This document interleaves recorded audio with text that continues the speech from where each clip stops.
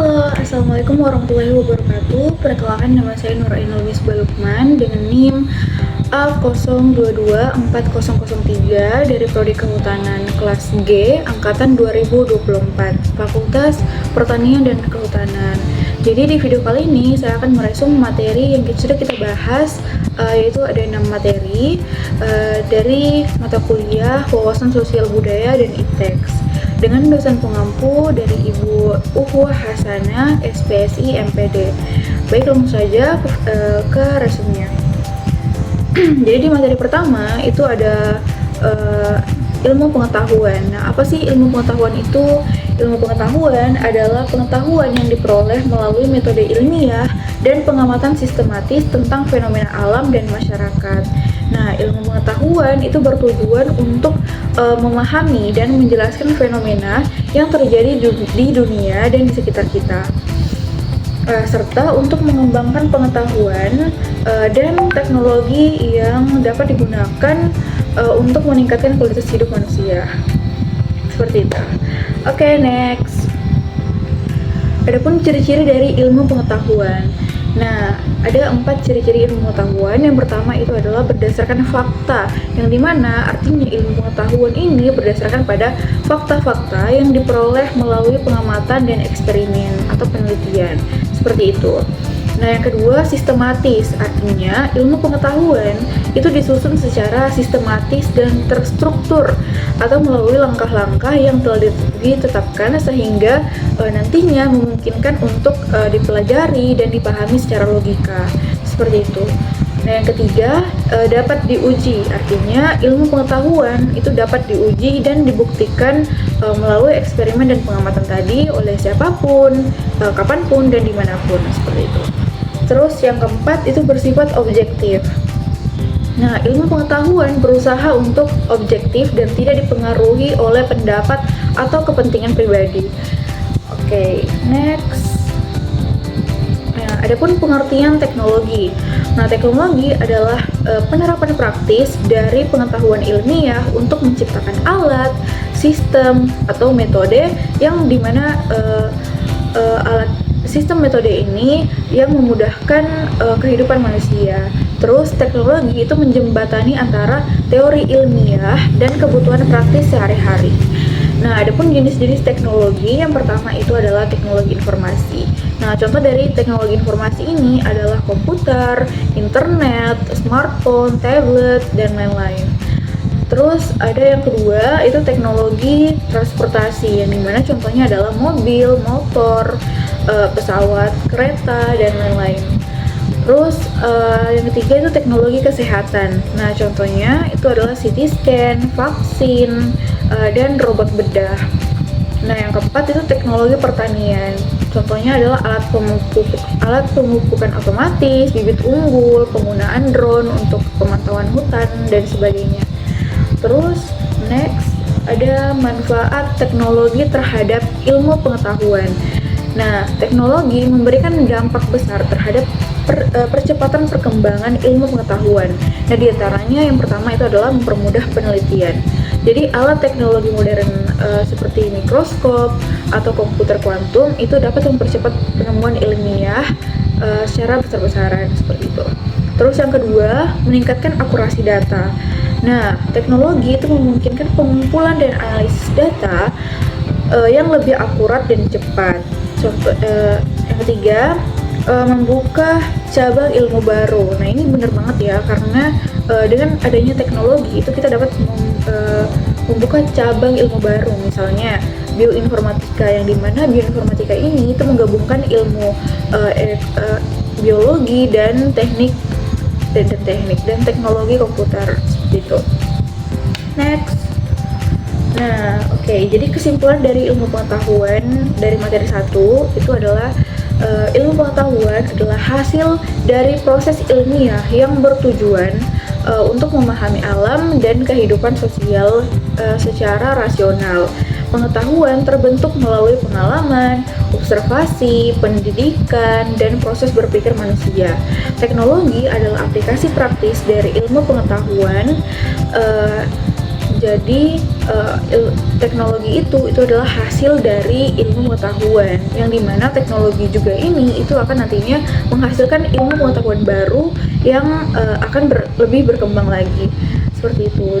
Dan keduanya ini itu tidak dapat dipisahkan karena teknologi bergantung pada ilmu untuk dasar teoritisnya, sedangkan ilmu itu terbantu oleh teknologi untuk berkembang lebih cepat dan luas. Jadi hubungan antara ilmu pengetahuan dan teknologi ini itu bersifat substansial atau saling menunjang dan menentukan arah peradaban manusia ke depannya, seperti itu.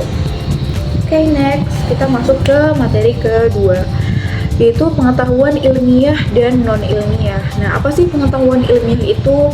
Pengetahuan ilmiah adalah suatu bentuk pengetahuan yang diperoleh melalui proses yang terstruktur dan sistematis dengan menggunakan metode ilmiah. Nah, contoh metode ilmiah itu yang bisa digunakan untuk meneliti itu biasanya metode kualitatif, kuantitatif, ya, seperti itu. Nah, metode ilmiah sendiri itu mencakup langkah-langkah seperti observasi, perumusan masalah, penyusunan hipotesis, eksperimen atau pengumpulan data, analisis data, serta penarikan kesimpulan. Nah, karena melalui proses ini, pengetahuan ilmiah itu dianggap dapat dipercaya, objektif, dan dapat diuji kebenarannya oleh siapa saja, kapan saja, dan di mana saja, dan dalam keadaan apa saja. Seperti itu. Oke, next. Nah, berbeda halnya dengan pengetahuan ilmiah tadi, adapun pengetahuan non-ilmiah, yang dimana pengetahuan non-ilmiah itu adalah jenis pengetahuan yang diperoleh tanpa melalui proses metodologi serta tidak berdasarkan bukti yang dapat diuji secara sistematis. Nah, pengetahuan ini biasanya berkembang melalui pengalaman pribadi, intuisi atau perasaan, kepercayaan, tradisi, otoritas atau kata orang yang dianggap ahli, atau orang yang terdahulu, atau akal sehat sehari-hari. Nah, adapun contoh dari pengetahuan non-ilmiah ini, yang pertama adalah mitos atau legenda. Mitos atau legenda ini berkembang di dalam masyarakat dan diturunkan secara turun-temurun, seperti itu. Terus adapun kepercayaan akan keberuntungan dari angka atau benda tertentu. Terus adapun praktik pengobatan alternatif yang dimana belum diuji secara ilmiah. Terus yang terakhir adalah pendapat umum yang beredar tanpa adanya dasar penelitian, seperti itu.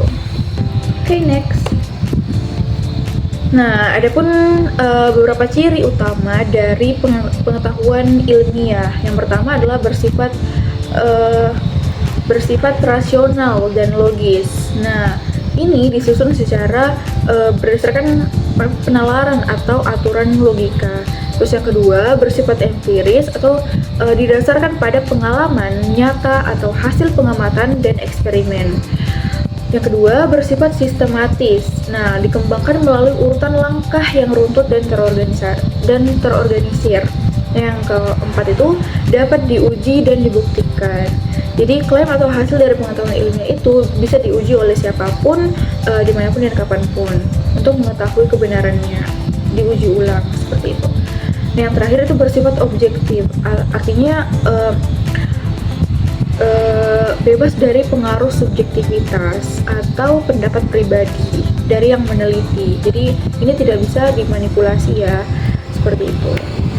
Oke, next, adapun ciri utama dari pengetahuan non-ilmiah. Nah, ciri-cirinya itu bersifat subjektif. Nah, kalau tadi pengetahuan ilmiah itu bersifat objektif, nah berbeda lagi dengan pengetahuan non-ilmiah ini, yaitu karena dia bersifat subjektif atau tergantung orangnya, seperti itu.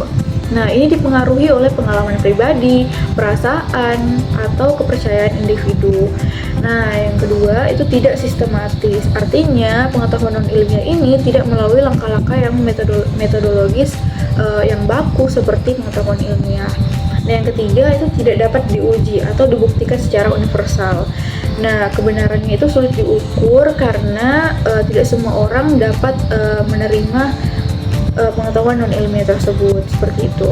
Nah, yang keempat itu cenderung statis atau tidak berkembang. Jadi ngestak di situ aja, tidak berkembang seiring waktu, terus tidak diperbarui, seperti itu. Okay, next. Jadi kesimpulan dari pengetahuan ilmiah dan non-ilmiah ini adalah merupakan dua bentuk pengetahuan yang sama-sama penting dalam kehidupan manusia. Mengapa? Karena pengetahuan ilmiah itu diperoleh melalui metode yang sistematis, logis, dan dapat dibuktikan secara empiris. Nah, sedangkan pengetahuan non-ilmiah itu lahir dari pengalaman, intuisi, tradisi, dan kepercayaan yang dimana ini tidak selalu dapat diuji secara ilmiah, tetapi tetap memiliki nilai dan peran besar dalam membentuk budaya, moral, dan etika dalam hubungan sosial masyarakat, seperti itu. Oke, next. Kita masuk ke materi ketiga, yaitu perkembangan ilmu pengetahuan di berbagai bidang. Nah, adapun ruang lingkup ilmu pengetahuan dan pengklasifikasian ilmu pengetahuan. Jadi, ilmu pengetahuan atau sains itu dalam arti luas diklasifikasikan ada beberapa. Yang pertama itu adalah ilmu pengetahuan sosial atau social science. Nah, yang termasuk dalam ilmu pengetahuan sosial ini itu ada yang pertama adalah sosiologi. Nah, sosiologi adalah suatu studi yang belajar tentang bagaimana tingkah laku sosial, terutama tentang asal-usul organisasi, institusi, dan perkembangan masyarakat manusia, seperti itu. Yang kedua adalah ekonomi.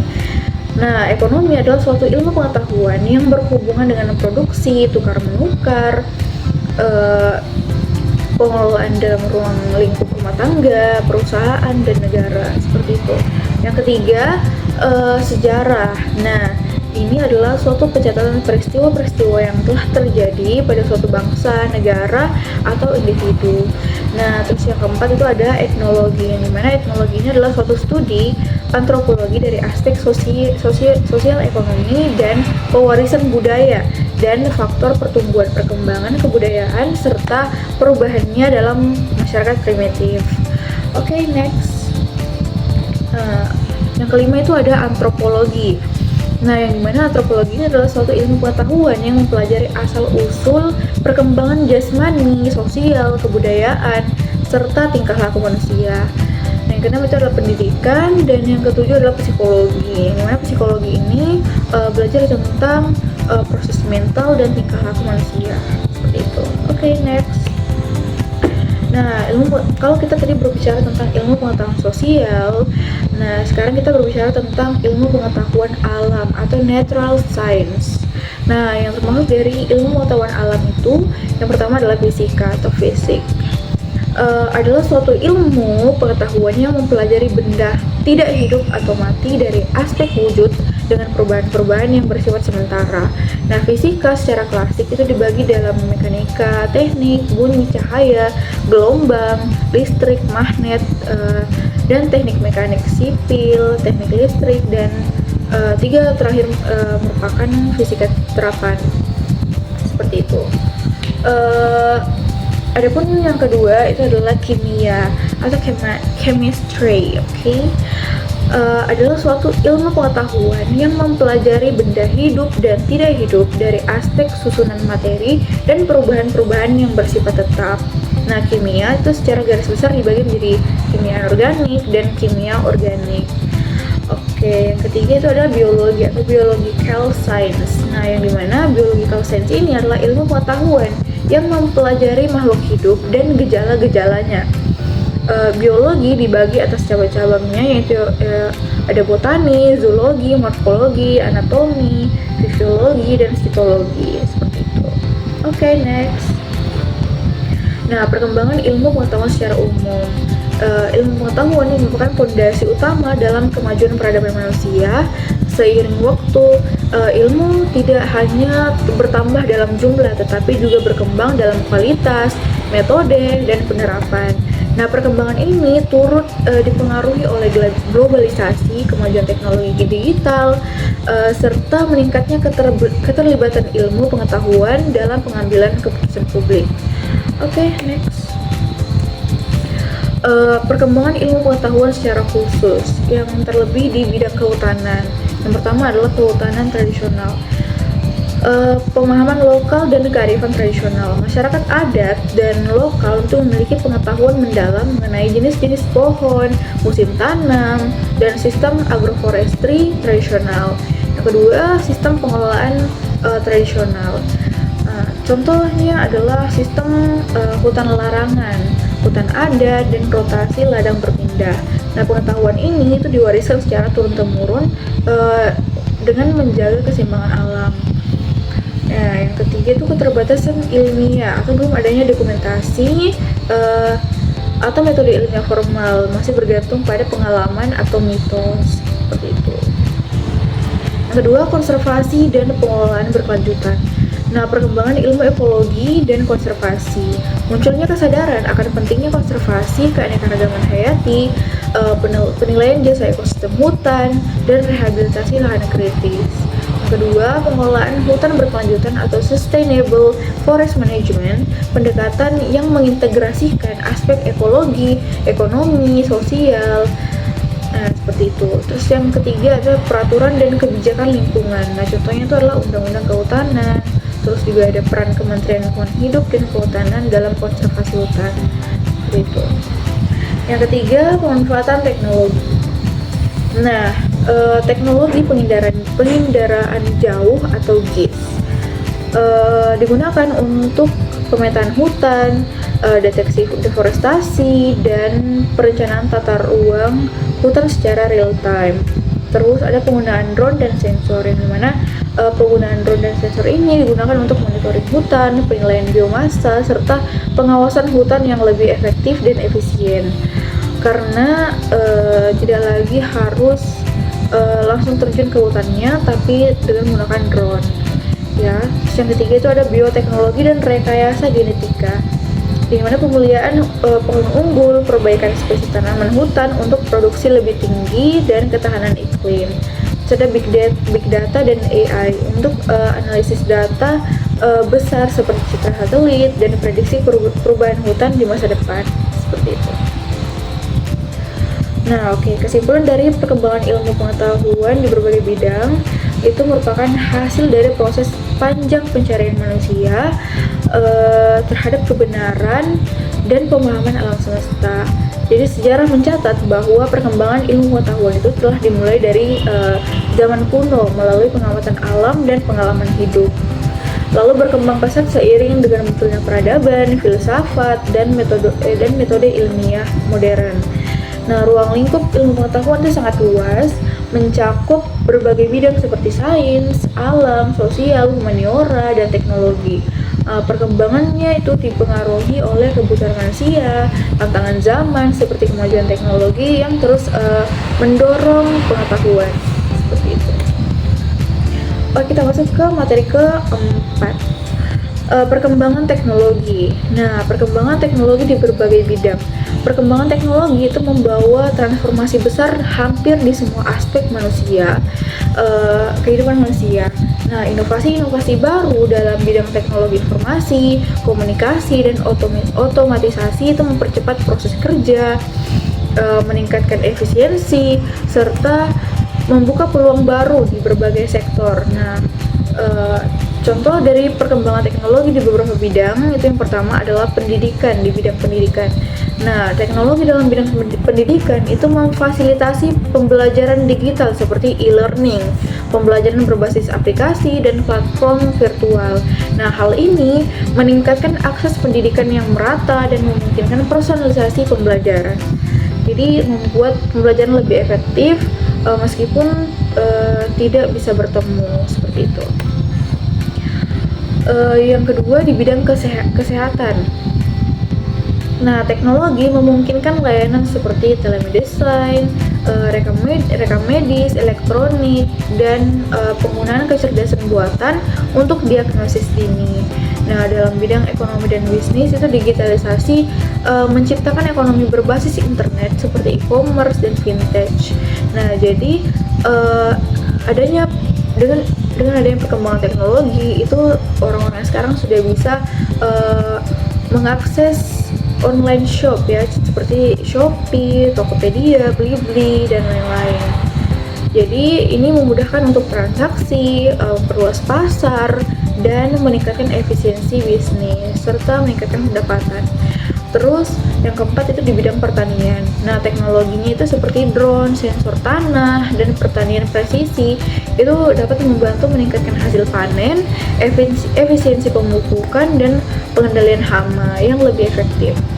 Nah, yang kelima itu ada di bidang industri. Nah, dengan hadirnya revolusi industri 4.0, maka otomatisasi dan sistem cerdas itu mulai diterapkan di pabrik dan manufaktur. Seperti itu.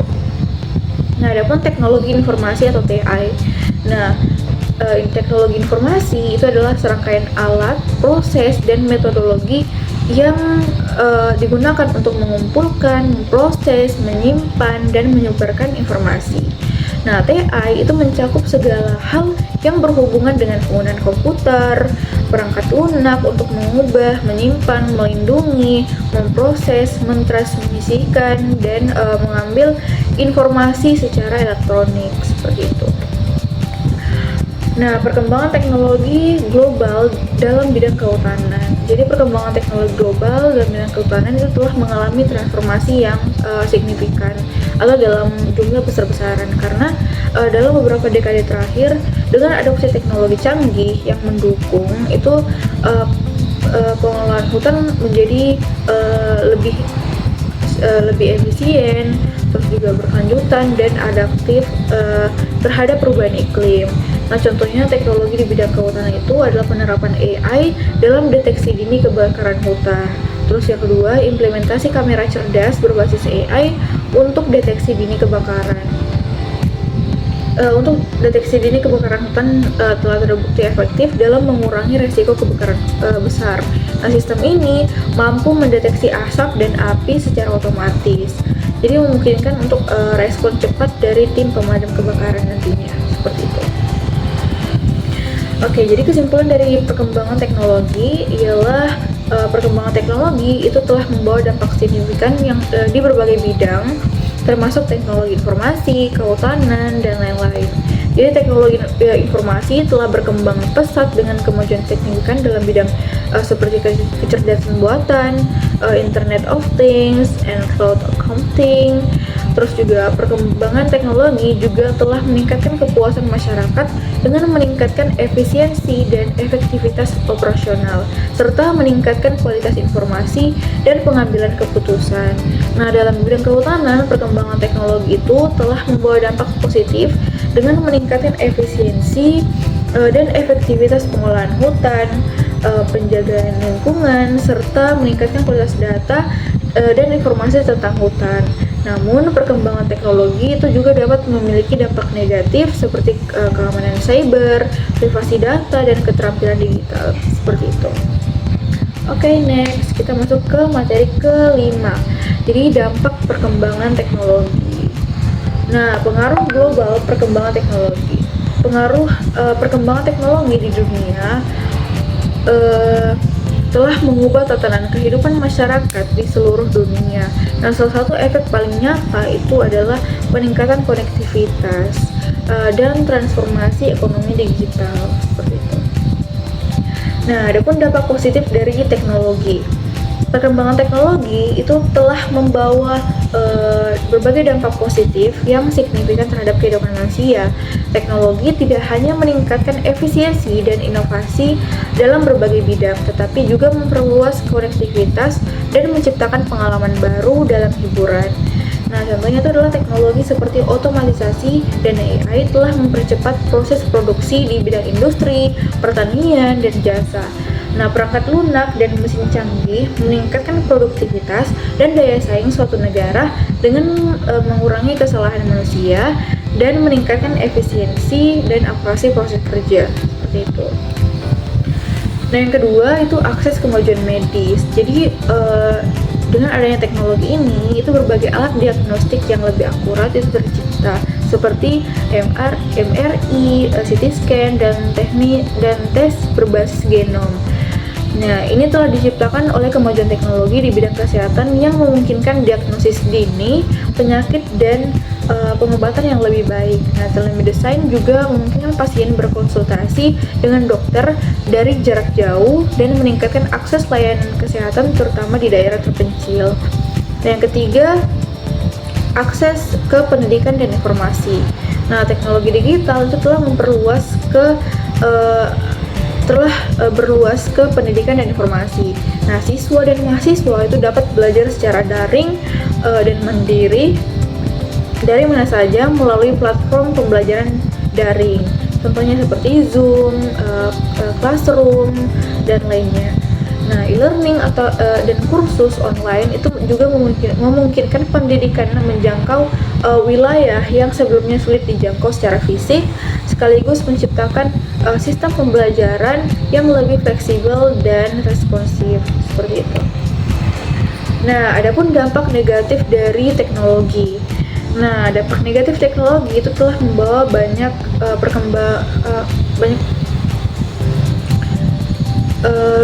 ada banyak sekali dampak negatif dari teknologi ya teman-teman. Terus dan dampak negatif ini itu tidak dapat diabaikan.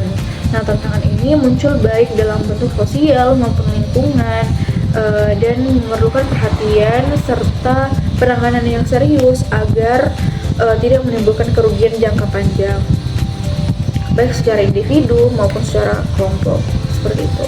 Nah, yang pertama adalah ketergantungan sosial, yang dimana dengan adanya teknologi ini itu orang-orang menjadi kurang berinteraksi secara langsung ketika mereka menggunakan perangkat digital seperti smartphone, tablet, dan komputer. Nah, terus fenomena ini itu dapat menyebabkan hubungan sosial yang ada pada seseorang itu menjadi buruk dan bisa juga menyebabkan isolasi dan masalah kesehatan mental. Nah, untuk generasi muda, kecanduan media sosial dan permainan digital itu dapat mengganggu aktivitas sehari-hari dan mengurangi masa produktif, seperti itu. Nah, yang kedua itu adalah penyebaran misinformasi, yang dimana kemudahan berbagi informasi melalui internet menyebabkan lebih banyak berita palsu, kepanikan, perpecahan sosial, dan polarisasi opini publik dapat disebabkan oleh penyebaran misinformasi yang luas. Nah, misinformasi dalam bidang politik dan kesehatan itu dapat merusak kepercayaan masyarakat terhadap kebijakan, seperti itu. Yang ketiga itu ada ancaman keamanan data. Peningkatan aktivitas digital itu meningkatkan kemungkinan kebocoran data pribadi. Nah, peretas atau pencurian identitas dan penyalahgunaan data pengguna adalah masalah besar. Nah, dibutuhkan peraturan dan kesadaran publik tentang pentingnya perlindungan data karena banyak perusahaan teknologi belum sepenuhnya menjamin keamanan data pengguna, seperti itu. Nah, kesimpulan dan rekomendasi dari materi 5 ini ialah perkembangan teknologi telah menjadi bagian tak terpisahkan dari kehidupan modern, memberikan pengaruh yang luas terhadap tatanan sosial, ekonomi, dan lingkungan secara global. Di satu sisi, teknologi menghadirkan berbagai manfaat seperti efisiensi kerja, kemajuan di bidang kesehatan, akses pendidikan yang lebih merata, serta kemudahan dalam berkomunikasi dan menikmati hiburan. Tapi di sisi lain, tantangan juga muncul seperti ketergantungan sosial, penyebaran misinformasi, ancaman keamanan data, dan kerusakan lingkungan. Nah, ini menunjukkan bahwa dampak negatif teknologi tidak dapat diabaikan, seperti itu. Nah, kita sampai ke materi ke-6 atau materi terakhir, yaitu integritas dan etika iptek. Nah, integritas iptek dalam segitiga. Nah, dalam dunia segitiga itu terdapat iman, ihsan, dan insan. Yang dimana iman, ihsan, dan insan ini itu saling melengkapi satu sama lain. Iman berarti moralitas, intelektualitas, dan sensibilitas. Nah, artinya iman ini adalah pengetahuan dari seorang manusia yang kemudian dihubungkan dengan integritas dan etika iptek. Jadi, adapun ihsan yang berarti etika, filsafat, dan estetika, yang dimana artinya seorang manusia harus mempunyai sikap atau etika yang berhubungan dengan pengetahuan tadi. Nah, kemudian ada insan yang berarti sains, teknologi, dan seni. Nah, ini merupakan hasil atau karya manusia dari dan diciptakan oleh ihsan dan iman tadi, kemudian dihubungkan dengan integritas dan etika ipteks, seperti itu. Nah, contohnya seperti ini. Nah, jadi yang termasuk dari iman itu moralitas, terus ada intelektualitas dan sensibilitas, yang dimana iman dan ihsan ini saling berhubungan erat dan menghasilkan insan, yang dimana insan itu adalah sains, teknologi, dan seni dari ihsan dan iman, seperti itu. Nah, aspek etika ipteks yang pertama itu adalah tanggung jawab sosial, di mana ipteks harus digunakan untuk kepentingan masyarakat dan tidak boleh merugikan atau membahayakan manusia. Yang kedua, privasi dan kerahasiaan. Nah, ipteks harus digunakan dengan memperhatikan privasi dan kerahasiaan individu, serta tidak boleh digunakan untuk mengumpulkan dan menyebarkan informasi pribadi tanpa izin. Terus yang ketiga, keadilan dan kesetaraan, yang dimana ipteks harus digunakan untuk meningkatkan keadilan dan kesetaraan dalam masyarakat, serta tidak boleh digunakan untuk memperlebar kesenjangan sosial dan ekonomi. Nah, yang keempat, transparansi dan akuntabilitas. Nah, ipteks harus digunakan dengan transparan dan akuntabel agar dapat diperhitungkan serta harus ada mekanisme untuk mempertanggungjawabkan penggunaan ipteks tersebut, seperti itu. Nah, yang kelima itu dampak lingkungan. Ipteks harus digunakan untuk memperhatikan dampak lingkungan dan tidak boleh merusak lingkungan hidup. Yang keenam, ada hak cipta dan kekayaan intelektual, yang dimana ipteks harus digunakan untuk dengan memperhatikan hak cipta dan kekayaan intelektual, serta tidak boleh digunakan untuk melakukan plagiat atau pencurian ide. Nah, gimana sih cara meredam pengaruh negatif ipteks? Yang pertama itu adalah rehumanisasi. Nah, rehumanisasi adalah proses untuk mengembalikan nilai kemanusiaan dan meningkatkan kualitas hidup manusia dalam berbagai aspek seperti sosial, ekonomi, dan politik. Nah, rehumanisasi itu bertujuan untuk memulihkan martabat dan harga diri manusia, serta menunjukkan kesadaran dan tanggung jawab individu dan suatu masyarakat. Nah, yang kedua, kemampuan memilih. Nah, kemampuan memilih di sini itu artinya kemampuan untuk membuat keputusan yang tepat dan efektif dalam berbagai situasi. Nah, ini melibatkan proses pertimbangan berbagai opsi, mengevaluasi kelebihan dan kekurangan, dan memilih opsi yang paling sesuai dengan kebutuhan kita dan tujuan kita, seperti itu. Nah, yang ketiga, arah perkembangan kemajuan. Nah, maksudnya adalah dalam memilih teknologi itu kita harus selalu mengikuti perkembangan zaman yang semakin modern ini. Nah, kita mengikuti arah perkembangan kemajuan yang ada sambil memilah-milah mana yang baik untuk diikuti dan mana yang tidak baik diikuti. Nah, yang keempat itu adalah revitalisasi atau proses penghidupan kembali, yang dimana maksudnya adalah kita harus menghidupkan pemikiran-pemikiran yang kritis untuk melawan kerasnya perkembangan teknologi yang ada dan menghidupkan rasa-rasa kejujuran yang kita miliki untuk menuju kehidupan yang lebih baik, seperti itu. Nah, adapun integritas mahasiswa dalam ipteks. Nah, yang pertama adalah kejujuran akademik. Nah, ini penting banget ya, karena sebagai mahasiswa kita tidak boleh memanipulasi data atau melakukan kecurangan dalam pengerjaan tugas. Kita harus selalu menerapkan sikap jujur dimanapun dan kapanpun. Terus yang kedua adalah ketelitian dan akurasi. Nah, ketelitian dan akurasi ini kita dalam pengerjaan tugas itu kita harus teliti, kita harus jeli dalam mengerjakan tugas tersebut, serta mengakuratkan sesuatu hal yang kita kerjakan, seperti itu. Nah, yang ketiga itu tanggung jawab. Jadi seorang mahasiswa dalam ipteks itu kita harus bertanggung jawab terhadap apa yang kita lakukan, terhadap tugas-tugas kita, terhadap apa yang kita akan kerjakan berikutnya, seperti itu. Nah, yang keempat itu kepatuhan terhadap peraturan. Jadi sebagai mahasiswa dan kita harus berintegritas dalam iptek.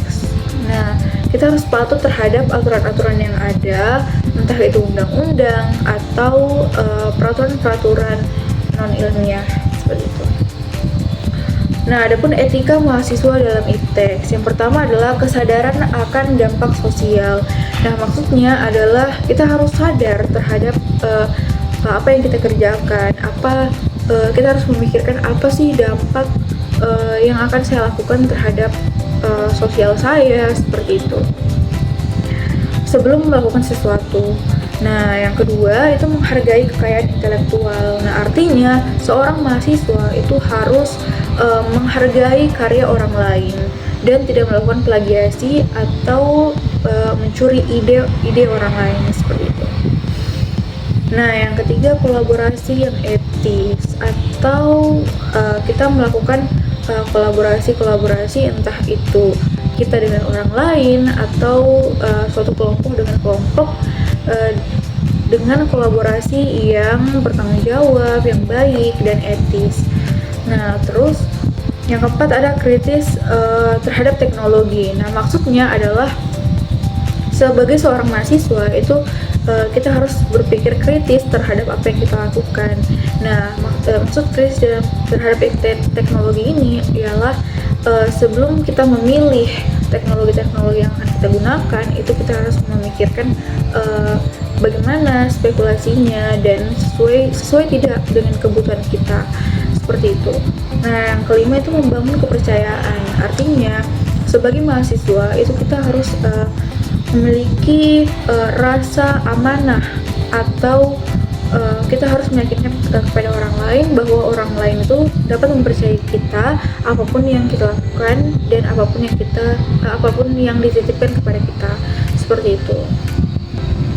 Jadi kita harus mampu membangun rasa kepercayaan terhadap orang lain.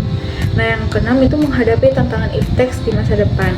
Nah, sebagai mahasiswa itu sudah pasti kita adalah penerus bangsa yang nantinya akan mengabdi kepada negara.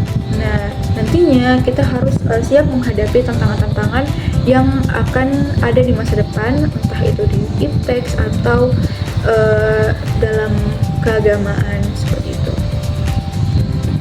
Baik, kesimpulannya dari materi 6 ini ialah integritas dan etika sangat penting dalam ilmu pengetahuan, teknologi, dan seni. Karena hal ini memastikan bahwa perkembangan teknologi itu digunakan secara bertanggung jawab dan tidak menyimpang dari nilai moral. Nah, integritas mendorong kejujuran dan tindakan yang selaras dengan nilai dan prinsip, sedangkan etika memberikan pedoman untuk menentukan apa yang benar dan apa yang salah dalam penggunaan teknologi tersebut. Nah, mungkin hanya itu yang bisa saya sampaikan. Kurang dan lebihnya mohon dimaafkan. Terima kasih telah menonton sampai habis. Saya ucapkan assalamualaikum warahmatullahi wabarakatuh. Dadah.